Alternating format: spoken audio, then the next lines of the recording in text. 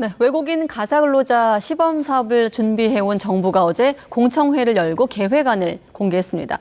이르면 올 하반기부터 시작을 할 예정인데 국내에서 처음 진행되는 사업인 만큼 기대도 우려도 동시에 나오고 있는 그런 분위기입니다. 김도균 제주 한라대 특임교수 연결해서 이 문제 고민해 보겠습니다. 네, 교수님 안녕하십니까? 네, 안녕하세요. 네, 안녕하십니까. 자, 이르면 올 하반기부터 저희가 제목에 다른 것처럼 동남아 이모님이 한국에서 일을 할 수도 있겠습니다. 일단은 정부의 어떤 지원의 이유는 저렴한 노동력을 들여와서 상대적으로 육아의 부담을 좀 줄여주겠다 이런 취지인데 그런 취지에 공감하시는지 그리고 어떤 기본 방향은 어떻게 평가하십니까? 절반은 공감하고 절반은 공감하지 않고 있고요. 네. 지금 방향은 지금 굉장히 좀 문제가 있다고 보고 있습니다. 아, 어떤 부분인가요? 방향성에 대해선? 지금 데리고 오는 방식인데요. 이민정책에서 굉장히 중요한 중요한 과제 중에 하나가 어떤 사람을 얼마나 데려오는 것도 중요하지만 네. 어떤 방식으로 데려오느냐도 굉장히 중요합니다. 지금 현재 시범 실시를 하겠다고 하는 말인데요. 네. 지금 고용허가제 방식입니다. 쉽게 이야기해서 정부가 모든 걸 주도를 하고 모든 걸 결정을 하는 겁니다. 선발도 그쪽에서 하는 거고요. 또 직접 가정에 배분을 한다 그러나요. 고용하는 계약도 직접 국가가 주도하는 방식으로 되어 있습니다. 네. 이 가사 근로자 같은 경우에는 일반 생산직 근로자이거나 농어촌 근로자와는 달라서 각 가정마다 특수한 조건들이 있습니다. 네. 그 조건들을 전부 다 국가가 일률적으로 맞추기는 불가능하기 때문에 네. 그걸 일률적으로 하는 이 방식으로 외국인 근로자를 데리고 오는 것은 문제가 있다 이렇게 보고 있습니다. 아, 그러니까 정부가 물론 아직 계획 단계입니다만 정부가 깊숙하게 개입하는 방식에 좀 문제 의식이 있다 이런 말씀이신가요? 네, 그렇습니다. 정부 인증을 받은 기관이 외국인 근로자를 고용해서 가정에 어떤 출퇴근 시키는 그 방식인데 이를테면 E9 비자를 받고 하는 그런 과정을 말씀하시는 건가요? 그렇습니다. 근데 그게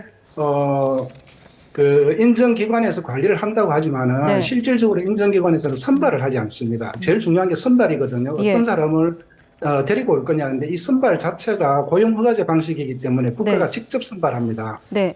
그래서 국가가 너무 깊숙이 개입하고 있다. 실질적으로 인정기관은 직접 선발하지도 않고 그리고 각 가정에 대한 선발도 하지 않습니다. 네. 그것도 국가가 연결을 해놓으면 인정기관은 단순 중간에 관리 역할만 하는 것입니다. 아, 그러면 정부가 개입을 깊숙이 하고 인증기관 대신에 나서는 게 어떤 문제점이 있는 건가요? 구체적으로? 일단 수요와 공급을 정확하게 맞출 수가 없고요. 그리고 지금 이 임금 부분에 대해서 굉장히 많은 문제가 사실은 제기가 되고 있어요. 맨 처음에는 네. 최저임금 이하 이야기까지 나왔다가 지금은 최저임금제를 맞추겠다고 하잖아요. 그럼 임금을 갖다가 이렇게 국가가 주도적으로 일률적으로 정해버리면은 그 수요에 다 맞출 수가 없고 네. 이 임금 문제 때문에 부작용이 생깁니다. 즉 다시 말해서 지금 최저임금으로 지금 한다고 한다면 약 200만 원 정도 수준일 건데요. 네. 만약에 이 사람들이 들어와서 똑같은 일을 하는 다른 분야의 일을 간다 그러면 300만 원, 400만 원을 받는다고 하면은 네. 과연 그 가정에서 계속 그 일을 하고 있을까? 그럴 경우에는 무단 이탈이나 불법 처리로 흘러갈 가능성이 굉장히 많습니다. 네. 그래서 이걸 일괄적으로 조절하는 것은 굉장히 위험한 방식이다 이렇게 보고 있습니다. 아, 그렇군요. 지금 찬반이 극명하게 좀 엇갈리는 입장에서 저희가 정부 입장이라든가 취지의 어떤 방향은 자막이나 그래픽을 통해 설명을 하고 있고 교수님의 어떤 우려점은 좀 듣겠습니다.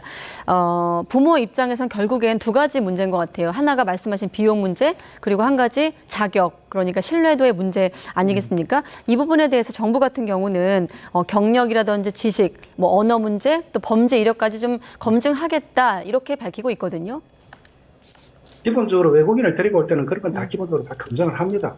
범죄가 있거나 마약이 있거나 이런 사람을 데리고 올 일은 없죠. 네. 그거는 당연히 하는 것이고요. 문제는 문화, 한국어 같은 부분인데 지금 시범 실시를 지금 올해 중으로 하겠다고 하는데 그것도 필리핀 사람들을 대상으로 하는데요. 과연 그 기간 안에 그 사람들을 한국어와 한국 문화를 얼마나 습득을 시킬 수 있을지가 지금 관건이고요. 네. 그리고 한국어 같은 경우는 단순히 한 3개월, 6개월 해가지고 의사소통이 된다고 볼 수가 없지 않습니까? 그럼 당연히 그러면은 영어와 한국어를 섞어서 할 건데 네. 그것도 각 가정에서 매칭하기는 굉장히 힘들다. 그래서 물론 시범 실시이기 때문에 몇 가정이 되지 않기 때문에 그 나중에 점차 그 자격을 갖춰가야 된다고 하지만은 기본적으로는 민간이 들어가서 아주 세밀하게 맞춤을 해야 된다 이렇게 보고 있습니다. 네. 내국인 종사 인력은 줄고, 그러니까 한국인 도우미의 어떤 인력은 줄고 있고, 고령화가 심각한 상황에서 정부가 저출산에 대응하고, 또 하나 여성의 경력 단절을 막기 위해서 이런 방안을 내놨지만 여러 가지 좀 우려점이 있다, 이런 말씀이신데, 아까 말씀하신 비용 문제를 한번 여쭤볼게요. 사실 내국인 도우미 같은 경우는 사실 지금 정부에 잡고 있는 200만 원 그 이상을 훌쩍 넘거든요. 그렇다 보니 일부에선 그래도 내국인 도우미를 고용하는 것보다 는 비용이 저렴하기 때문에 일부 반기는 의견도 있습니다만은 어떻습니까? 기본적으로 제도를 도입하게 된 배경이 임금 문제절에 저출산 문제를 좀 도움을 주겠다라는 부분에서 시작을 했는데요. 네. 사실은 외국인 가사 근로자가 들어온다고 해서 저출산이 어느 정도 도움이 된다고 입증된 거는 아직 입증된 바가 없습니다. 네. 근데 그게 경력 단절 부분에는 당연히 도움은 되겠죠. 근데 저출산에 도움이 된다라고 하는 거는 그건 네. 조금 더 정책적인 검증이 필요한 부분이고요. 임금 부분도 아까도 말씀드렸다시피 이게 최저임금 부분이 있고 또 일반 임금이라고 하더라도 타 직종하고의 차이도 있을 수 있고요. 네. 또 현재 우리 국민 그 가사 근로자들이 있습니다. 그러면 이게 너무 낮은 임금으로 또 가버리게 되면 가정에서는 낮은 임금이 낮을수록 좋겠지만은 네. 그러면 기존에 일을 하고 있는 한국인 가사 근로자들이 일자리가 없어질 수가 있습니다. 예. 나중에 많이 도입이 되게 되면요. 그럼 이 부분을 생각을 한다 그러면은 이 모든 거를 저출산 차원에서 시작을 했다 그러면은 가정이나 우리 국민들한테 떠넘기지 말고 우리 국가 예산으로 어느 정도 이 임금의 갭을 좀 막아줄 수 있는 그런 부분이 저는 필요하다고 보고 있습니다. 네, 그래서 홍콩이나 싱가포르 예를 좀 많이 들던데 언론에서도 보도를 하고 있고, 그 나라 같은 경우도 외국인 가사 근로제를 도입해서 운영을 하고 있거든요. 이 부분은 어떻습니까? 좀 임금 면에서 좀 차이가 크더라고요. 임금 면에서 차이는 그런데 아까 저는 이게 아주 저임금으로 들어오면은 네. 다른 그 고임금의 불법의 영역으로 흘러 들어갈 가능성이 많다고 했잖아요. 예. 그런데 홍콩이나 싱가포르 같은 경우는 도시국가입니다. 그리고 그 인구가 600만, 700만 정도밖에 되지가 않고요. 또 이 가사 근로자라는 부분이 확실한 직업으로 이렇게 자리를 잡았어요. 네. 한 70년 정도 운영을 했기 때문에 그 나라하고 직접 비교하는 부분에서는 좀 문제가 있습니다. 그렇군요. 그 말씀하신 홍콩이나 싱가포르 제도, 싱가포르 같은 경우는 제도를 도입한 지 70년 정도 됐는데 저출산 문제랑 좀 맞물려 질문드리면 어떻습니까? 그 나라들은? 전혀 도움이 됐다고 보지 않고 있고요. 네. 홍콩이나 싱가포르 또 우리나라와 거의 비슷한 수준의 지금 출산율을 보이고 있습니다. 아, 그렇군요. 이 부분은 어떻습니까? 외국인 노동자가 일하는 곳이 아무래도 가정 내 사적인 공간이다 보니 이들을 좀 보호할 장치에 대한 고민도 좀 우선돼야 되는 것 아닌가라는 시선도 있는데 어떻습니까? 다른 나라에서 많이 일어나고 있는 문제입니다. 소위 말해 인권 침해 문제, 이런 문제가 많이 일어나는데요. 그래서 우리가 그걸 지금 피하기 위해서 입주 도우미를 지금 네. 일단은 하지를 않습니다. 사실은 우리나라는 일반 가정의 구조가 가사 도우미와 함께 거주할 수 있는 가정 구조가 아닙니다. 그런데 거기에 같이 이렇게 만약에 입주를 해라고 한다 그러면은 사적인 부분에서 많은 충돌이 생길 수가 있습니다. 네. 그래서 그 구조상으로 안 맞기 때문에 우리는 출퇴근 방식을 할 거예요. 출퇴근 방식을 하면은 입주 방식보다는 훨씬 더 그런 부분에 대해서는 인권적인 측면에서는 좀 보완을 할 수 있는 부분이 있다 이렇게 볼 수가 있고요. 네. 사실은 그 가사 도우미 이 부분보다는 더 시급한 문제가 사실은 간병 분야거든요. 네. 그런데 간병 분야에 대한 이야기는 아직 좀 뒤로 빠져 있다는 그것도 좀 아쉬운 부분입니다. 네, 알겠습니다. 자, 그런데 외국인 가사 근로자가 들어올 수밖에 없는 불가피한 또 이유들도 있거든요. 왜냐하면 내국인 또 가사 인력, 그러니까 취업자 수는 줄고 있기 때문에 그런 부분을 또 우려하는 목소리도 있거든요. 네. 근데 사실은 우리나라 전 산업 분야에 걸쳐가지고 인력이 안 부족한 분야가 지금 없는 상황입니다.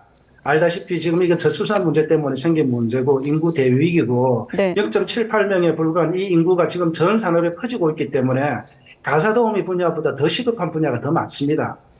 계절 근로자도 있고요. 네. 농어촌 문제도 있고, 뭐 조선소 문제는 이미 터진 문제 아닙니까? 네. 그리고 자영업자들도 지금 죽겠다고 난리거든요.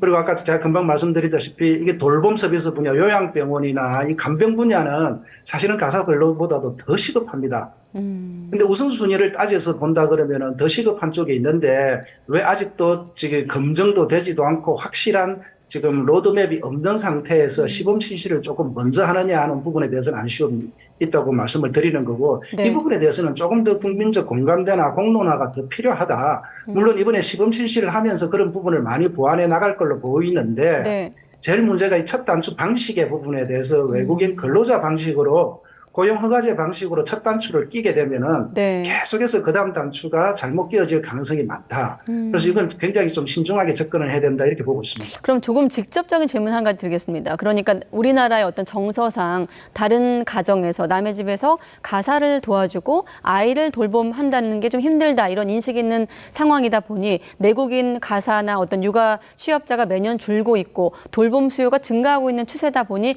이런 어떤 정책에서 반기는 목소리도 있는 것도 사실이거든요. 네. 충분히 그 부분이 이해가죠. 그 전체적으로 인구 문제에서 다 그 비롯된 문제이기도 하고 또 젊은 사람들이 또 힘든 일을 하지 않지 않습니까? 네. 지금 현재 대부분의 많은 사람들이 지금 현재 한국인 근로자들도 가사 도움 일을 하고 있는 분들이 연령이 상당히 높은 분들이에요. 네. 그래서 그분들이 나중에 이 시장에서 떠나게 되면 반드시 이 부분을 필요로 합니다. 네. 저는 외국인 가사 도우미 도입 자체는 절대 반대하지 않습니다. 필요는 하는데 그 방식이나 다른 업종과의 비교라든지 시기라든지 이런 부분에 대해서는 전반적인 측면에서 세밀하게 지금 설계를 해야 된다. 이렇게 지금 보고 있는 겁니다. 네. 상대적으로 저렴한 노동력을 들여와서 육아에 부담을 덜어주겠다. 이를 마다할 어떤 목소리는 거의 없을 것 같은데 지금 여러 가지 우려점이 나왔거든요. 공청회가 열렸고 앞으로 몇 달 더 시간이 있는데 이제 계획을 잡기까지 그 시간 안에 누구의 목소리를 들어야 되고 어떤 점을 좀 보완해야 한다고 생각하십니까? 제일 지금 큰 부분 이미 방향을 정했다는 거거든요.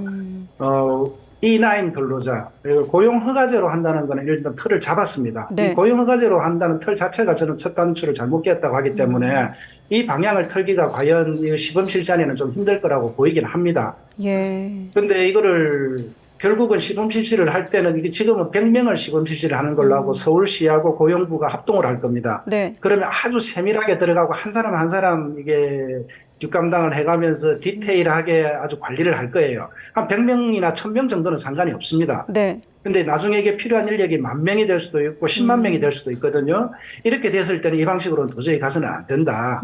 그걸 반드시 전제에 두고 이번에 시범 실시를 하더라도 고용허가제 방식으로 앞으로 계속 한다는 전제 하에서는 하지 말고 문을 열어놓고 다양한 방식으로 지금 홍콩과 싱가포르 방식도 고용허가제 방식이 아닙니다. 네. 그리고 일본도 그 방식이 아니고요. 그래서 어느 나라 방식이 가장 적절한지는 한번 연구를 해봐야 되는데 제가 지금 그러면 볼 때는 짧게만 여쭤보면 지금 다른 나라 예를 포함해서 고용허가제 비판적이신데 어떤 대안이 있는 겁니까?